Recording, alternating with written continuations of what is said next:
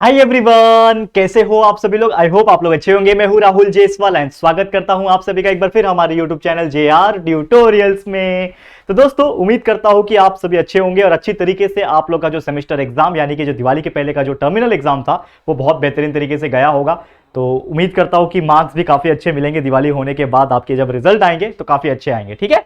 साथ ही मैं आपको एक और चीज बताना चाहूंगा कि यार अच्छी तरीके से आप लोग पढ़ाई करते रहो। आप लोग के बोर्ड एग्जाम्स के लिए ज्यादा दिन दूर नहीं है, नजदीक ही है। देखा जाए तो तीन महीने बचे ऑलमोस्ट, देखा जाए 3 से 4 महीने ही है। तो प्रॉपर तरीके से प्रिपरेशन जारी रखना इस वैकेशन में भी।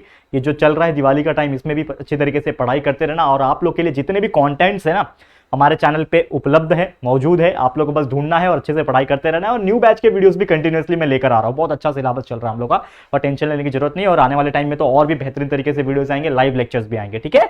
और साथ ही में एक और चीज बताना चाहूंगा जो बच्चों को शायद नहीं पता होगा कि यार हमने आपके लिए एक्सपेरिमेंट सीरीज भी स्टार्ट कर दिया है। हमारा जो चैनल है JR टॉक्स है उसके ऊपर। ठीक है। तो एक वीडियो संजीव सर के साथ मैंने बनाया हुआ है और वहां पे आप देख सकते हो। और आने वाले समय में और भी कंटिन्यूअसली एक्सपेरिमेंट सीरीज के वीडियोस आएंगे JR टॉक्स चैनल के ऊपर, क्योंकि इस चैनल JR ट्यूटोरियल्स के ऊपर ऑलरेडी लेक्चर वीडियोस आ ही रहे हैं। ठीक है। तो उस चैनल पे भी एक्सपेरिमेंट वीडियो और ऐसे कई सारे और मोटिवेशनल, इंस्पिरेशनल, करियर गाइडेंस के वीडियोस आते रहेंगे। तो JR टॉक्स पे चले जाना, विजिट जरूर से कर लेना और सब्सक्राइब करना। ठीक है। और साथ ही में आप मुझे इंस्टाग्राम पे भी फॉलो कर सकते हो। करेक्ट है, लिंक डिस्क्रिप्शन में दिया हुआ है। चलिए टॉपिक पे आते हैं। तो बेसिकली आज हमें बहुत सारे टॉपिक्स पढ़ना है। जैसे कि आपने देखा होगा कि इसके पहले हम लोग ने जो प्रैक्टिस सेट नंबर 3.3 था उसको कंप्लीट किया था। पूरा का पूरा जो कॉन्सेप्ट था, ठीक है, सर्कल का, वो हमने सीखा अच्छी तरीके से और उसको पूरा 3.3 को भी सॉल्व कर दिया। और आज के इस वीडियो में हम बहुत सारे कॉन्सेप्ट के बारे में पढ़ने वाले हैं, कुछ थियरम भी पढ़ाने वाला वो, लेकिन थियरम को प्रूव करके नहीं बताऊंगा। थियरम को किस प्रकार लर्न रखना है आपको, जो इंपॉर्टेंट चीज है, क्योंकि उसके बेस पे एग्जांपल्स आपको पूछे जाएंगे तो वो आपको लर्न करना है।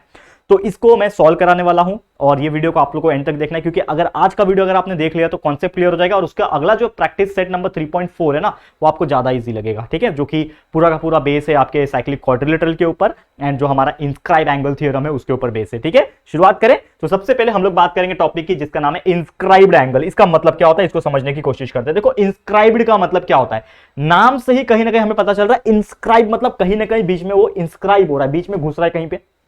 करेक्ट। एक बोलते हैं ना, हम लोग को सुनने के हिसाब से समझ में आता है इंस्क्राइब हो रहा है। तो कहीं ना कहीं अगर कोई भी एक सर्कल आपको दिया हुआ है, ठीक है, अब वो सर्कल के अंदर कोई एक पर्टिकुलर एंगल इस प्रकार से घुसा हुआ है कि वो क्या बना रहा है, एक एंगल बना रहा है। ये क्या है आपके लिए एंगल का, ये एक एंगल का क्या है, ये वर्टेक्स है।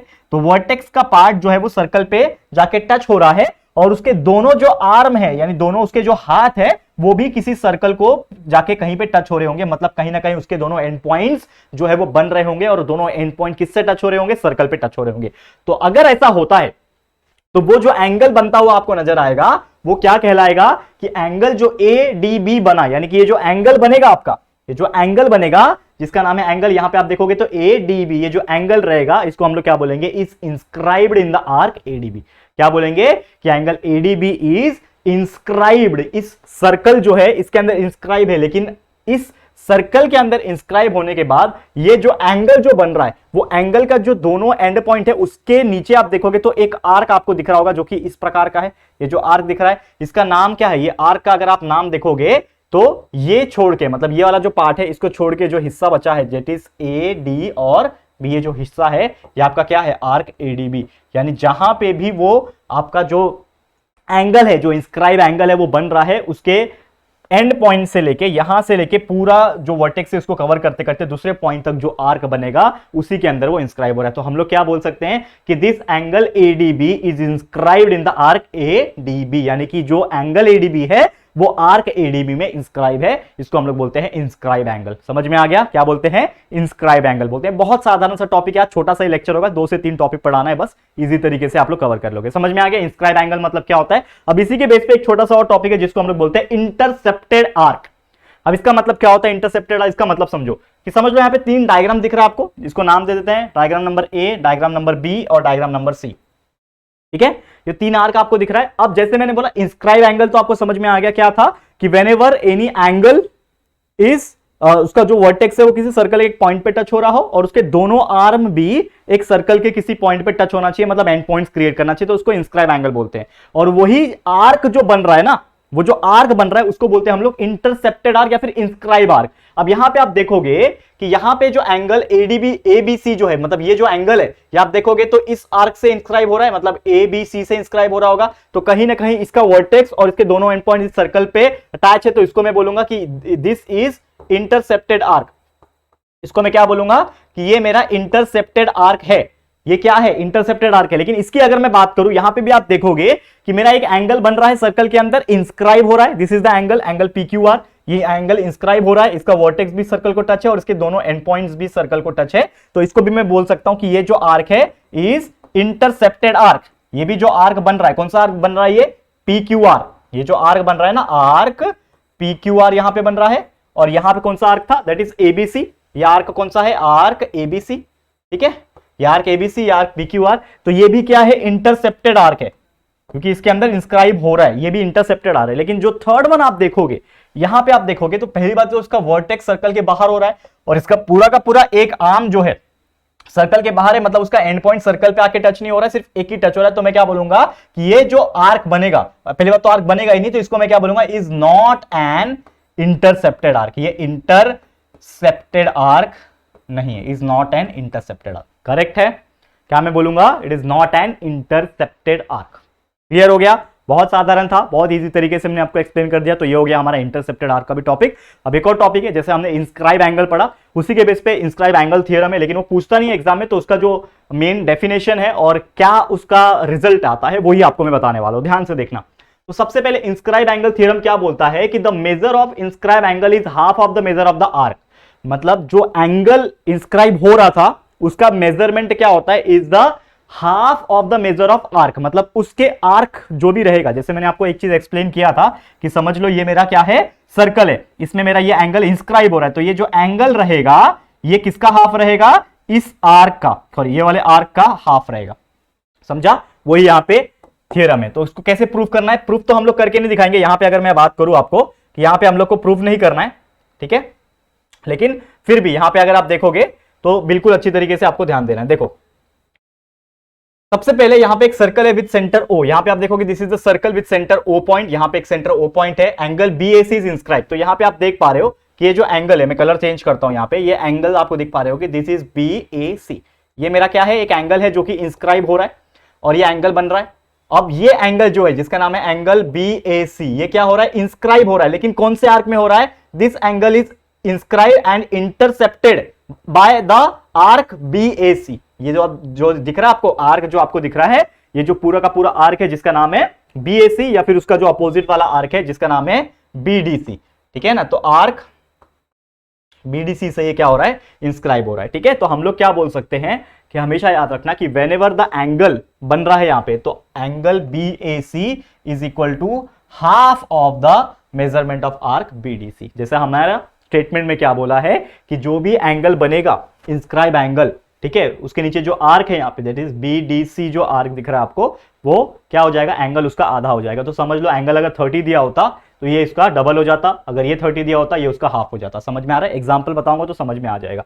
तो यहाँ पे हम लोग और एक चीज क्या बोल सकते हैं कि जो एंगल BAC था मेरा is equal to half of this arc. तो ये जो आर्क है BDC, इसको मैं कैसे लिख सकता हूं? BEC भी लिख सकता हूं, तो आर्क BEC भी लिख सकता हूं, या फिर एंगल BAC जो है इसको half of the arc BC भी लिख सकता हूं। ये किसी भी तरीके से आप लिख सकते हो। तो एक चीज बस आपको याद रखना है, क्या याद रखना है कि जब भी कोई एंगल बन रहा है तो उसका जो इंटरसेप्टेड आर्क जो रहेगा, ठीक है, जो आर्क रहेगा इंटरसेप्टेड आर्क, वो क्या रहेगा? वो क्या रहेगा? उसका हाफ रहेगा। Angle will be the half of the intercepted arc, ये आपको याद रखना है। And this theorem is known as the what? Inscribe angle theorem. और ये ऑलरेडी हमने जो हमारे व्हाइट बोर्ड वीडियोस पढ़ाए थे, मतलब टॉपिक तो वैसे भी ये दोबारा पढ़ा रहा हूं, जिन्होंने हमारे पुराने वीडियोस देखे होंगे उनको भी पूरा अच्छे से क्लियर हो गया होगा। करेक्ट है? समझ में आ गया? तो ये हो गया हमारा टॉपिक जिसका नाम था इंस्क्राइब एंगल थ्योरम। और एक लास्ट है जिसको हम लोग बोलते हैं साइक्लिक क्वाड्रिलेटरल और साइक्लिक क्वाड्रिलेटरल थ्योरम। ये है क्या? इसको भी समझ लेते हैं फटाफट से, ध्यान से देखना।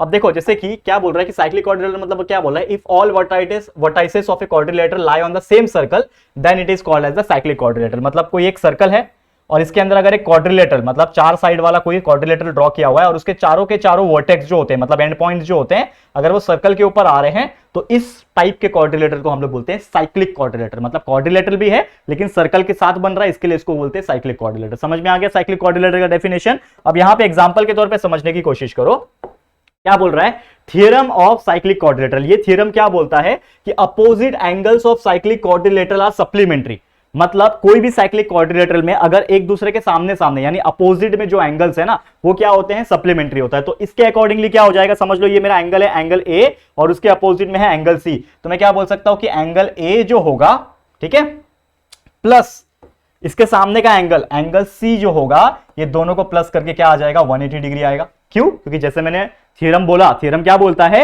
Opposite angles are supplementary. Supplementary का मतलब क्या होता है, दोनों को प्लस करके 180 आना चाहिए। पता है ना आपने ये 8th या 9th में कॉन्सेप्ट पढ़ा होगा, एक होता है कॉम्प्लीमेंट्री, एक होता है सप्लीमेंट्री। कॉम्प्लीमेंट्री मतलब प्लस करके 90 आना चाहिए और सप्लीमेंट्री मतलब प्लस करके 180 डिग्री आना चाहिए। तो हम लोग क्या बोल सकते हैं कि यहाँ पे एंगल ए और एंगल सी एक दूसरे को अपोजिट है, तो एंगल ए और एंगल सी को प्लस करूंगा तो 180 डिग्री आएगा। ये हो गया पहला। और एक और चीज है, यहाँ पे एंगल डी है और यहाँ पे एंगल बी है, तो मैं क्या बोल सकता हूँ कि एंगल बी जो है उसको अगर एंगल डी के साथ यहाँ पे मैं प्लस करूं तो इसको भी प्लस करके क्या आ जाएगा, 180 डिग्री आएगा। तो ये दोनों बनते हैं फॉर्मूले हमारे साइक्लिक क्वाड्रिलेटरल के, और यही है पूरा कॉन्सेप्ट।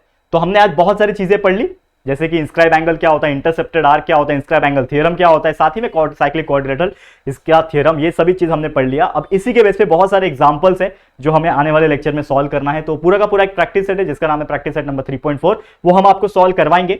तो आज का लेक्चर तो काफी छोटा था, जैसे मैंने बताया कि 3 से 4 टॉपिक का कॉन्सेप्ट बस बताना था, लेकिन अगला लेक्चर कंटिन्यू करूंगा मैं, और उसमें एक ही लेक्चर में हम पूरा एक्सरसाइज को प्रैक्टिस सेट को कंप्लीट करने की कोशिश करेंगे। और आप लोग बस इंतजार करना, अगले लेक्चर का फटाफट से आपको मिल जाएगा, और अच्छी तरीके से बाकी सब्जेक्ट्स भी वीडियोस आ रहे हैं कंटिन्यूअसली, तो मेहनत करते रहना, प्रैक्टिस करते रहना, ठीक है। चलो फिर आज के लिए इतना ही। ये वीडियो आपको कैसा लगा है दोस्तों, प्लीज हमें कमेंट करके जरूर से बता देना। वीडियो पसंद आया है, अच्छा लगा है तो प्लीज वीडियो को लाइक कर देना, अपने दोस्तों के साथ जितना हो सके शेयर कर देना, और अगर फर्स्ट टाइम आए हो चैनल पे, अभी तक चैनल को सब्सक्राइब नहीं किया है तो फटाफट से हमारे चैनल को सब्सक्राइब कर देना, बाजू में बेल आइकन को भी प्रेस कर देना, ठीक है गाइस। तो जल्दी मिलेंगे हमारे न्यू वीडियो में, तब तक के लिए thank you and good bye.